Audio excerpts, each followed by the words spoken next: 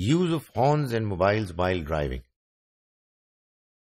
Horns are meant to be used sparingly. یہ ہمارے ہاں سڑکوں پر عجیب معاملہ ہوتا ہے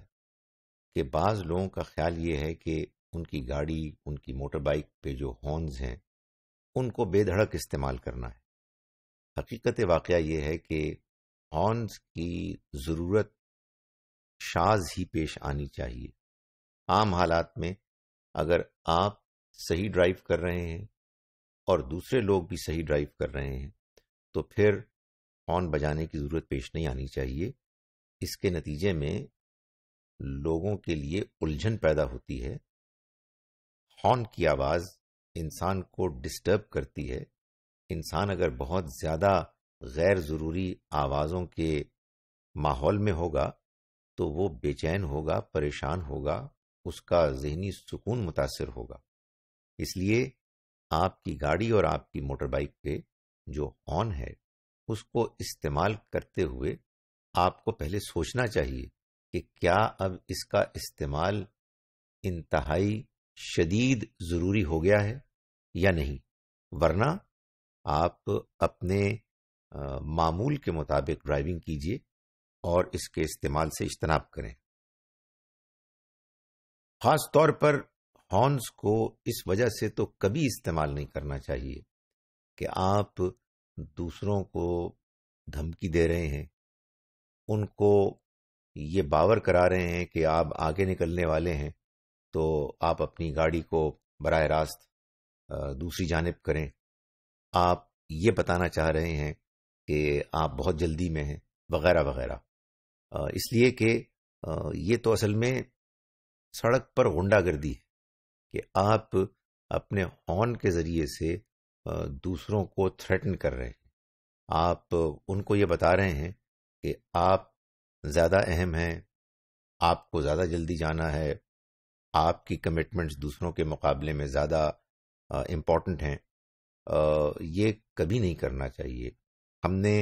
اپنی ان تمام گفتگوؤں میں جس چیز کو ملحوظ خاطر رکھا ہے وہ یہ مقصد ہے کہ ہم اپنے ملک کے اچھے شہری بنیں۔ چنانچہ اس کا مظاہرہ خاص طور پر سڑکوں پہ ہونا چاہیے، جہاں دوسرے لوگ بھی ہمارے ساتھ سڑکوں پہ موجود ہیں۔ ان میں سے اکثر ہم ان کو نہیں جانتے، لیکن اس کے باوجود ہم ان کا خیال رکھیں گے، اس لیے کہ وہ ہماری طرح کے انسان ہیں، ہماری طرح کی پاکستانی ہیں، اور ہمیں اپنے ماحول کو، اپنی سڑکوں کو اچھا رکھنا ہے۔ اگر لوگ اپنے ڈرائیونگ کے دوران موبائلز استعمال کریں گے تو پھر وہ ڈرائیو کنسنٹریشن کے ساتھ نہیں کر سکتے۔ چنانچہ جہاں دوسروں کا غلط بجایا ہوا ہارن آپ کی ڈسٹربنس کا باعث بن سکتا ہے، ویسے ہی آپ کے اپنے موبائل کے ڈرائیونگ کے دوران استعمال کے نتیجے میں آپ کی کنسنٹریشن متاثر ہو سکتی ہے۔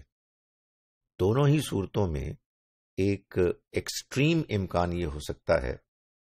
کہ ایکسیڈنٹ ہو جائے، اس لیے کہ عام طور پر سڑکوں پر ایکسیڈنٹس ہوتے ہی اس لیے ہیں کہ ہم اپنی گاڑی، اپنی موٹر سائیکل پوری توجہ کے ساتھ نہیں چلا رہے ہوتے اور ہمارا دھیان کہیں اور بٹا ہوا ہوتا ہے، جس کے نتیجے میں ہمیں جو فوری فیصلہ کرنا ہوتا ہے ہم وہ نہیں کر پاتے۔ آپ جانتے ہیں کہ جب ہم سڑک پر ہوتے ہیں، ہماری سواری چل رہی ہوتی ہے تو دائیں بائیں بہت سے اور لوگ بھی ہیں کہ جو اپنی اپنی گاڑیوں، موٹر بائکس پر رواں دواں ہوتے ہیں، اور اچانک کوئی ایسی ضرورت پیش آ جاتی ہے جس کی وجہ سے ہمیں اپنی سواری کو آہستہ کرنا پڑتا ہے یا روکنا پڑتا ہے۔ لیکن اگر ہم موبائل استعمال کریں گے، سن رہے ہوں گے یا کان پر لگا کر، یعنی اگر کوئی اور طریقہ آپ نے گاڑی میں اختیار کیا ہوا ہے کہ جس میں آپ کو آواز آ رہی ہے اور آپ آواز کا جواب دے رہے ہیں، تو اس حد تک تو یہ چیز گوارا ہے۔ لیکن آپ کا ایک ہاتھ موبائل میں مصروف ہے، یا اس سے بھی زیادہ جو خطرناک بات ہے وہ یہ ہے آپ باقاعدہ موبائل پر میسیجز پڑھ رہے ہیں اور جیسا کہ بعض لوگ کرتے ہیں کہ لکھ رہے ہیں، تو ظاہر ہے اس کا مطلب یہ ہے کہ شاید آپ ڈرائیونگ پر کم توجہ دے رہے ہیں اور اس دوسرے کام پر زیادہ دے رہے ہیں۔ یہ ایک انتہائی خطرناک چیز ہے جس کو کہ ہر حال میں اوائڈ کرنا ضروری ہے۔ سو جب ہم نے یہ فیصلہ کیا کہ ہم گاڑی یا موٹر بائک کے ذریعے سے سڑک پر جائیں گے، ہم اس کو ڈرائیو کریں گے، تو ہمیں اس بات کو ملحوظ رکھنا ہے کہ نہ اپنے آپ کو ڈسٹرب کرنا ہے، نہ اپنے آپ کی توجہ کو خراب کرنا ہے، اور نہ ہی دوسروں کی توجہ کو متاثر کرنا ہے، اس لیے کہ